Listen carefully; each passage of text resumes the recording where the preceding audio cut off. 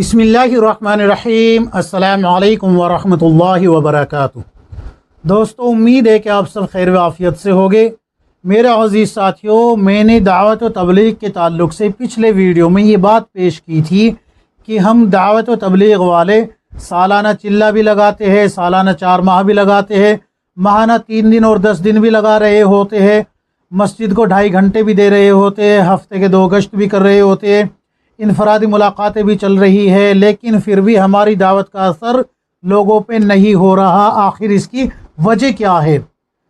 تو پچھلے ویڈیو میں نے ایک وجہ آپ حضرات کی خدمت میں پیش کی تھی۔ اگر آپ نے وہ ویڈیو نہیں دیکھی تو ویڈیو کو دیکھیں، انشاءاللہ بڑا فائدہ ہوگا۔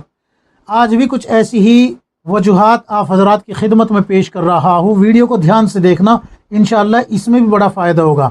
اگر آپ ہمارے چینل پہ نئے ہیں تو چینل کو سبسکرائب کریں، ویڈیو کو لائک اور شیئر کریں۔ میرے عزیز ساتھیوں، اکابر دعوت و تبلیغ انہوں نے جو اصول بنائے ہیں، جب تک ہم ان اصولوں کے پابند رہیں گے تب تک انشاءاللہ ہماری دعوت جو ہے اثر کرے گی، اور جیسے ہی ہم نے اصول توڑے ویسے ہی دعوت کا اثر ختم ہو جائے گا۔ پکی بات ہے، یہ مشاہدہ کر چکا ہوں میں کہ جب بھی ہم نے اصول کے خلاف کام کیا ہے اس سے شر ہی پھیلا ہے، خیر نہیں آئی۔ یہ بات جو ہے مشاہدے کے طور پہ میں دیکھ چکا ہوں، اپنی ذات سے دیکھ چکا ہوں۔ شر آتا ہے، خیر نہیں آتی۔ اب جب ہم بات کرتے ہیں کسی سے، ہمارے اکابر نے کہا ہے نا کہ جب تم کسی سے ملاقات کرو تو اگر اس میں 99 برائی ہے تو ان برائیوں کو سامنے نہ رکھنا، بلکہ ایک اچھائی اس کے اندر موجود ہے، اس ایک اچھائی کی بنیاد پہ اس سے بات کرنا۔ اب میرے عزیز ساتھیوں، اگر ہم یہ بات آج تک نہیں سمجھے تو سمجھ لیجئے کہ دنیاوی اچھائی سے مراد نہیں ہے کہ بھئی وہ بڑا آدمی ہے، پیسے والا ہے، معاشرے میں عزت ہے وغیرہ وغیرہ۔ نہ میرے بھائیوں، اس کا ذکر نہیں کیا اکابر نے، بلکہ سب سے بڑی اچھائی اس کے اندر کیا ہے کہ وہ ایمان والا ہے۔ جتنی اس کے اندر برائی ہے ان سب برائیوں پہ یہ ایک اچھائی غالب ہے کہ وہ ایمان والا ہے۔ ایمان والا ہونے کی نسبت سے وہ جنت میں جائے گا، ایمان والا ہونے کی نسبت سے اللہ کی نظر میں وہ عزت والا ہے۔ تو میرے عزیز ساتھیوں، ہم جب بات کریں اس سے تو وہ ایک اچھائی کو سامنے رکھ کر کریں۔ اللہ حفاظت فرمائے، کئی لوگ ایسے ہوتے ہیں جو مخفی چھپے ہوئے گناہ کرتے ہیں، لیکن کنہی وجوہات سے ہمیں پتہ چل گیا کہ بھئی یہ فلاں گناہ کر رہا ہے۔ اب اس گناہ کو بنیاد بنا کے ہم اس سے بات کریں کہ یار تم اس گناہ میں ملوث ہو، حتیٰ کہ اللہ حفاظت فرمائے غیبت کے طور پہ اس کا گناہ دوسروں کے سامنے اچھال دیتے ہیں، حالانکہ اس کے گناہ پہ پردہ اللہ نے ڈالا ہوا تھا، لیکن ہم نے اپنی کم عقلی کی وجہ سے اس کا وہ پردہ بھی چاک کر دیا، اور اس کا خامیازہ میرے عزیز ساتھیوں ہمیں یہاں بھی بھگتنا پڑے گا اور آخرت میں بھی بھگتنا پڑے گا۔ سنو اللہ کے نبی صلی اللہ علیہ وسلم کی حدیث سنو۔ اللہ کے نبی صلی اللہ علیہ وسلم نے فرمایا کہ جو شخص کسی مسلمان کی پردہ پوشی کرتا ہے، اللہ جل شانہ دنیا اور آخرت میں اس کی پردہ پوشی فرماتے ہیں، اور اللہ تعالیٰ بندے کی مدد فرماتے ہیں جب تک وہ اپنے بھائی کی مدد کرتا ہے۔ ایک حدیث تو یہ ہے، دوسری حدیث تو اس سے بھی زیادہ گھبراہٹ والی اور ڈرانے والی ہے، سن لیجیے۔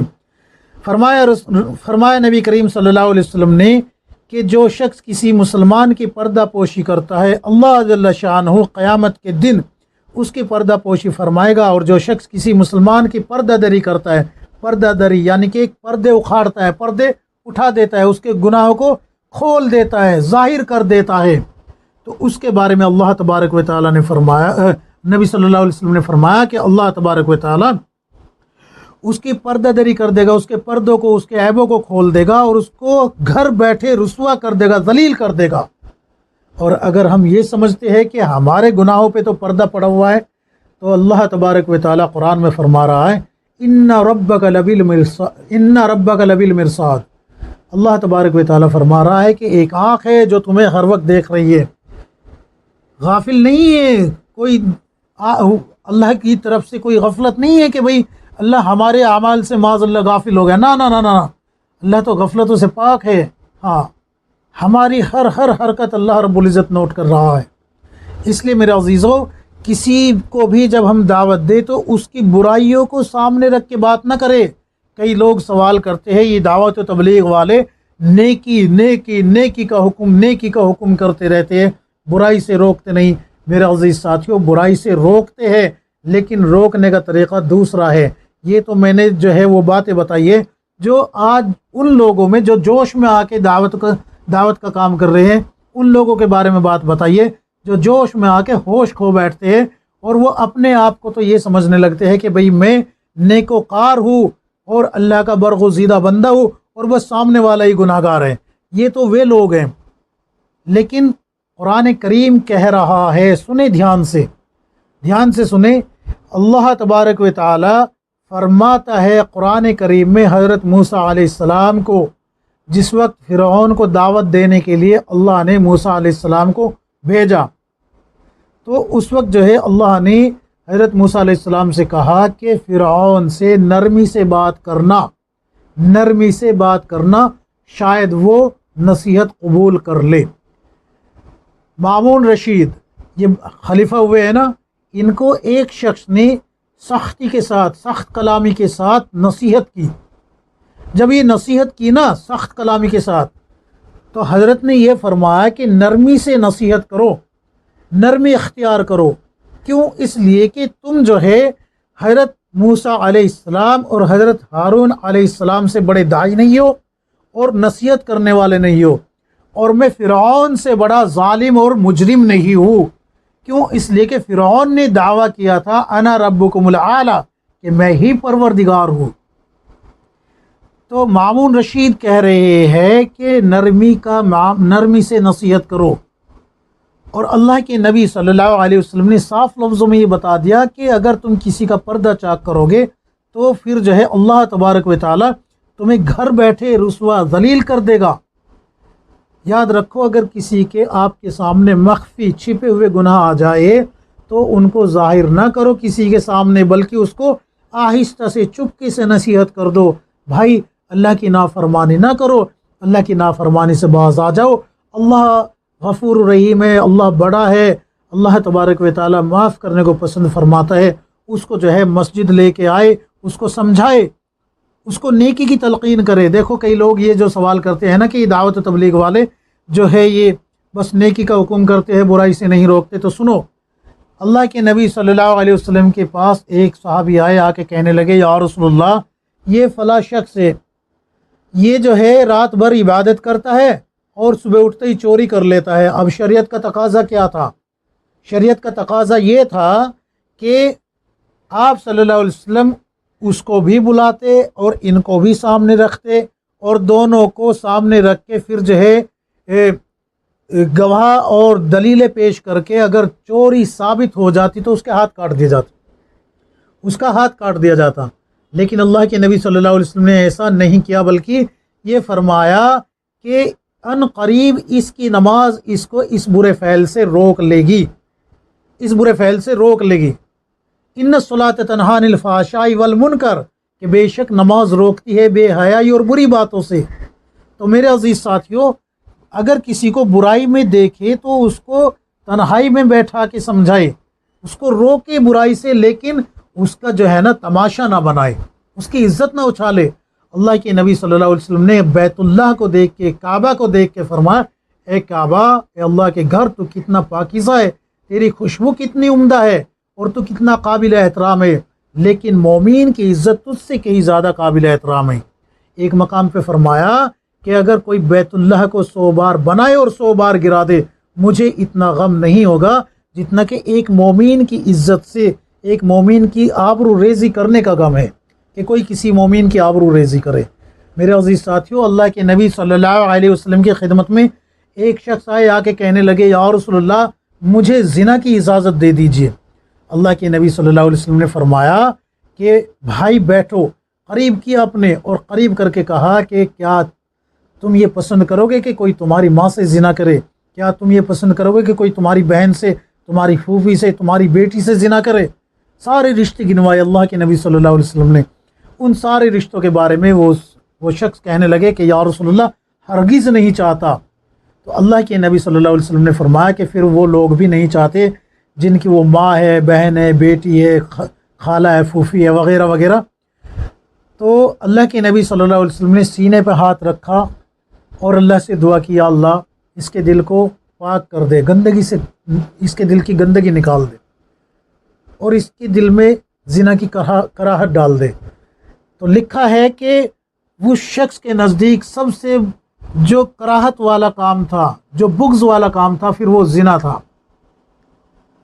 تو میرے عزیز ساتھیوں، نرمی سے اگر سمجھائیں گے اور اچھائی کا حکم کریں گے، اچھائی کے ذریعے سمجھائیں گے، تو برائی اپنے آپ ختم ہونا شروع ہو جائے گی۔ ایک بات تو یہ دھیان رکھنی ہے۔ دوسری بات یہ کہ آج ہم یہ سمجھ لیتے ہیں کہ بھئی اللہ حفاظت فرمائے، ہمارے اندر اخلاص کی کمی آ گئی۔ ہم یہ سمجھتے ہیں کہ میں پرانوں کی بھی بات کر رہا ہوں، اس میں بھی شامل ہوں، ہم یہ سمجھ لیتے ہیں کہ بھئی ہم تو پرانے ہیں اور اللہ حفاظت فرمائے اب جو ہے اخلاص ختم ہو جاتا ہے۔ اخلاص کا مطلب سمجھتے ہیں نا، یہ سمجھتے ہیں کہ بھئی لوگ یہ کہے بھئی یہ کتنا کام کر رہا ہے دعوت و تبلیغ کا، یہ بڑے ذمہ داروں میں ہے، اور جی بس اس کے بغیر تو بستی کا کام ہی نہیں ہونا، بلکہ یہ اس کے دل میں آ جاتی ہے کہ میں کروں گا تو ہوگا۔ دیکھو، ایک تو ہے میں ہی دین کا کام کرتا ہوں، جب یہ دماغ میں آ جائے گی تو بیڑا غرق ہو جائے گا، اور ایک یہ ہے کہ میں بھی دین کی خدمت کرنے والا ہوں، دین کا خادم ہوں، اللہ مجھ سے جیسی ٹوٹی پھوٹی دین کی خدمت لے رہا ہے، یہ اس کا احسان ہے۔ ایک ہے یہ، ایک ہے میں ہی دین کا کام کرتا ہوں، تو یہاں بیڑا غرق ہونا طے ہے، اور ایک ہے کہ میں بھی دین کا خادم ہوں، تو میں ہی اور میں بھی میں ذرا سا فرق آیا تو معنی بدل گیا۔ تو میرے عزیز ساتھیوں، اخلاص ضروری ہے۔ جب اخلاص بندے سے نکل جاتا ہے تو پھر اس کی دعوت اثر نہیں کرتی، بلکہ اللہ کے نبی صلی اللہ علیہ وسلم کی طویل حدیث ہے۔ اللہ کے نبی صلی اللہ علیہ وسلم نے فرمایا کہ 3 شخص ایسے ہوگے روز محشر قیامت کے دن جن کو اللہ تبارک و تعالیٰ بلائے گا۔ مفہوم بتا رہا ہوں، ایک شہید ہوگا، ایک عالم ہوگا اور ایک مالدار ہوگا۔ تینوں سے پوچھا جائے گا بھائی ہم نے تمہیں یہ نعمتیں دی تھی، تم نے کیا کیا؟ وہ کہے گا یا اللہ میں نے جو ہے تیرے راستے میں جہاد کیا اور یہاں تک کہ شہید ہو گیا۔ اے اللہ میں نے تو تیری رضا کے لیے سب کیا ہے۔ اللہ تعالیٰ فرمائے گا نہ میرے بندے، تو نے جو ہے نام و نمود کے لیے کام کیا تھا، وہ تیرا ہو چکا، منہ کے بل گھسیٹ کے جہنم میں ڈال دیا جائے گا۔ عالم کو بلایا جائے گا، پوچھا جائے گا قرآن کس لیے پڑھا، قاری کس لیے بنا، عالم کس لیے بنا؟ وہ کہے گا تیرے دین کی اشاعت کے لیے۔ اللہ فرمائے گا نہ نام و نمود کے لیے بنا تھا، وہ کام ہو چکا، جہنم میں پھینک دیا جائے گا۔ مالدار کو بلایا جائے گا، مالدار سے بھی یہی سوال ہوگے اور اس کے بارے میں وہ بھی یہی کہے گا کہ میں نے کوئی کار خیر ایسا نہیں چھوڑا جس میں تیری رضا کے لیے خرچ نہ کیا ہو۔ اللہ کہے گا نہیں، بلکہ نام و نمود کے لیے کیا تھا، وہ تیرا ہو چکا، اس کو بھی جہنم میں پھینک دیا جائے گا۔ تو جب بندے سے اخلاص نکل جاتا ہے تو پھر جو ہے اس کی دعوت اثر نہیں کرتی، اثر ختم ہو جاتا ہے دعوت کا، سمجھ گئے نا؟ اور ریاکاری تو اتنا بدترین جرم ہے کہ انسان جو ہے جب ریاکاری کرتا ہے، دکھلاوا کرتا ہے، تو اللہ کے نبی صلی اللہ علیہ وسلم نے فرمایا کہ یہ شرک کرنے والا ہے۔ اللہ کے نبی صلی اللہ علیہ وسلم نے فرمایا یہ مشرک ہے، شرک کرنے والا ہے، اور روز قیامت اللہ تبارک و تعالیٰ ان لوگوں کے حوالے ہی کر دے گا جن کو جو ہے دکھانے کے لیے کام کیا ہے۔ تو دوسری وجہ جو بنی ہے وہ یہ بنی ہے ہماری دعوت کا اثر ختم ہونے کی، کہ ہمارے اندر یہ بات آ گئی ہے کہ میں ہی دین کا کام کرتا ہوں، اور لوگ مجھے بڑا کہے، بڑا یہ کہے کہ بھائی بڑا دیندار ہے، بڑا دعوت و تبلیغ میں لگا ہوا ہے، پرانا ہے وغیرہ وغیرہ، اس سے بھی جو ہے دعوت کے کام میں فساد پیدا ہو جائے گا۔ اور تیسری اور آخری جو بات میں آپ حضرات کی خدمت میں پیش کر رہا ہوں وہ یہ ہے کہ ہم یہ سمجھتے ہیں کہ بھائی میں تو جو ہے سیکھ گیا، اور میں تو جو ہے اب مطلب اتنی کوشش کرتے ہیں دوسرے کو سمجھانے کی، اتنی کوشش کرتے ہیں کہ اپنے آپ کو بھول جاتے ہیں کہ جتنا وہ سامنے والا محتاج ہے اتنا ہی میں بھی محتاج ہوں۔ یہ بات ہم بھول جاتے ہیں، اور جب یہ بات بھول جاتے ہیں تو قرآن کریم میں اللہ تبارک و تعالیٰ نے فرمایا اتأمرون الناس بالبر وتنسون انفسکم وانتم تتلون الکتاب افلا تعقلون۔ اللہ تبارک و تعالیٰ فرماتا ہے کیا تم حکم کرتے ہو لوگوں کو نیک کام کا اور بھولتے ہو اپنے آپ کو، حالانکہ پڑھتے ہو کتاب، کیا تم سمجھتے نہیں ہو؟ دیکھو کیسی بات اللہ تبارک و تعالیٰ نے پیش کی ہے۔ قرآن کریم سورہ بقرہ کھول کے دیکھیں، آپ کو یہ آیت مل جائے گی کہ تم لوگوں کو تو نیکی کا حکم کرتے ہو اور اپنے آپ کو بھول جاتے ہو، تو دوسرے کو جب دعوت دے تو اپنے آپ کو بھی یاد رکھے کہ میں بھی ہوں، میں بھی محتاج ہوں۔ اپنے آپ کو پارسا نہ سمجھے، اپنے آپ کو وہ نہ سمجھے کہ میں جنید بغدادی بن گیا۔ نہ میرے بھائیوں، بالکل بھی نہیں۔ دیکھو یاد رکھو، اس دنیا کے اندر انبیاء علیہ السلام کے بعد سب سے زیادہ افضل اور اعلیٰ درجے کا انسان جو ہے وہ حضرت ابوبکر صدیق رضی اللہ عنہ ہے۔ لیکن ان کے قول جانتے ہو کیا ہے؟ کاش میں کوئی تنکا ہوتا، کاش میں کوئی گھاس کا تنکا ہوتا۔ کبھی پرندے کو دیکھ کے کہتے ہیں پرندے تو کتنا خوش نصیب ہے، کھاتا ہے پیتا ہے ہواؤں میں اڑتا ہے اور تجھ پہ آخرت میں کوئی حساب بھی نہیں۔ تو عاجزی اختیار کرے اور جتنا سامنے والے کو محتاج سمجھ رہے ہے اس سے زیادہ اپنے کو محتاج سمجھے اور اپنی بھی فکر کرے، اپنی فکر نہ چھوڑے۔ حضرت جی فرمایا کرتے تھے، میں نے سنا ہے قول، کہ لوگ جب دعوت کے کام سے جڑتے ہیں تو پہلے تو وہ اپنی اصلاح کے لیے چلتے ہیں، جب کام سیکھ لیتے ہیں تو پھر اپنی اصلاح بھول جاتے ہیں اور لوگوں کی اصلاح کے چکر میں پڑ جاتے ہیں۔ بس یہیں سے بیڑا غرق ہو جاتا ہے، یہیں سے کیا ہوتا؟ بیڑا غرق ہو جاتا ہے۔ تو اس لیے میرے بھائیوں، یہ تین باتیں میں نے آپ حضرات کی خدمت میں پیش کی ہے۔ نمبر ایک تو یہ کہ دعوت کا کام کرنے والے کو سامنے والے کی اچھائی کو سامنے رکھ کے اس سے بات کرنی ہے، اس کے عیبوں کو نہیں اچھالنا۔ نمبر دو، اخلاص کے ساتھ کرنا ہے۔ اور نمبر تین اپنی اصلاح کی فکر کے ساتھ کرنا ہے۔ یہ نہ سمجھے کہ میں جنید بغدادی بن گیا اور جو ہے سامنے والا فرعون ہے، یہ نہ سمجھے، خود کو جو ہے موسیٰ علیہ السلام نہ سمجھے اور سامنے والے کو فرعون نہ سمجھے، بلکہ یہ سمجھ کے چلے کہ اللہ حفاظت فرمائے کہ جہاں میں کھڑا ہوں، اگر میری بجائے یہ یہاں ہو اور میں اس کی جگہ ہوں، یعنی کہ یہ داعی ہو جس کو میں دعوت دے رہا ہوں اور میں مدعو ہوں، تو میں کون سا طریقہ پسند کروں گا جس سے یہ مجھے سمجھائے؟ تو جو طریقہ آپ اپنے لیے پسند کریں گے سمجھانے کا کہ مجھے لوگ اس طریقے سے نصیحت کرے، وہی طریقہ آپ سامنے والے کے لیے اختیار کر لیجئے۔ بس بات ختم ہو جاتی ہے، بالکل صاف لفظوں میں بات سامنے آ جاتی ہے کہ یہ طریقہ مؤثر ہوگا، یہ طریقہ صحیح ہوگا۔ یہ آپ کی سمجھ میں بات آ جانی چاہیے۔ پھر امید ہے کہ یہ تینوں باتیں بھی آپ حضرات کی سمجھ میں آ گئی ہوگی۔ اگر ہم نے اپنے اندر یہ تین باتیں پیدا کر لی تو انشاءاللہ ہماری دعوت ضرور بضرور لوگوں پہ اثر ڈالے گی۔ اللہ تعالیٰ سے امید ہے کہ اللہ تعالیٰ ہم سب کو موت تک اس کام میں لگائے رکھے گا، اور اللہ سے دعا بھی کرے کہ اللہ تبارک و تعالیٰ ہمیں مرتے دم تک دعوت و تبلیغ کا کام کرنے کی توفیق عطا فرمائے اور کتاب و سنت کے مطابق زندگی گزارنے کی توفیق عطا فرمائے۔ آمین یا رب العالمین۔